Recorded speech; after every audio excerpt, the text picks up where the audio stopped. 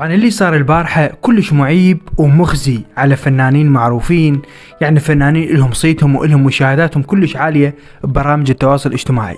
من تطلع انت وتصور الوفود وتقولهم عيب على عقالكم قاعدين وكذا وانا دافع $1000، ويطلع لك فنان ثاني ويشقي البطاق ويقول افشل تنظيم وكذا. انت اليوم كابن هذا البلد، هذا البلد يمثلك ويمثل 45 مليون نسمة عراقية، واحنا صارنا فوق 40 سنة ما فاتحين بطولة وما عندنا بطولة وما عندنا لعبة بهيج زخم جمهوري بالعراق. اوكي، وتنظيم اول مرة. مفروض انت تقدم الشيء الحلو. انت اليوم مو احسن من العماني او الاماراتي او الكويتي او السعودي او اليمني اللي يصورون ستوريات ويطلعون جمال البصرة وعزوبية البصرة. ذولا مو ولد هذا البلد، ذولا جيران وخطارة وجاي يوصلون صورة كلش حلوة عن العراق. تجي انت ابن العراق ابن الرافدين ويا احتضنتك هذا العراق وكذا، تجي وتشوه بصورة بلدك وتحكي صح جوز صارت خروقات، يجوز الملعب اخذ اكثر من طاقته،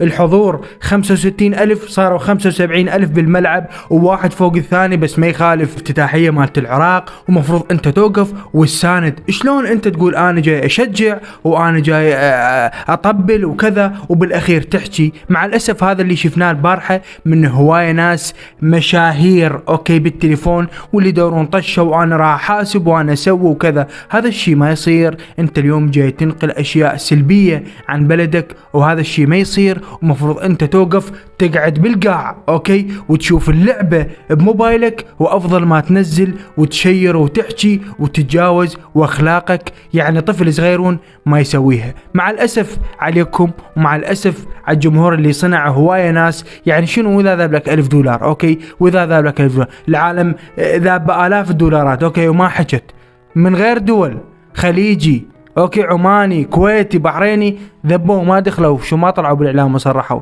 ليش ولد الرافدين يصرحون؟ غير بلدكم هذا اللي ما ردنا من عندكم عن البارحة. وكلش عتب عليكم وعتب حبايب، وما ادري بعد الفيديوهات وصلت للجهات المعنية وما ادري ايش راح يصير، بس هذا اللي شفناه البارحة كلش غلط ومفروض توقفون وقفة مشرفة لهذا العراق العزيز.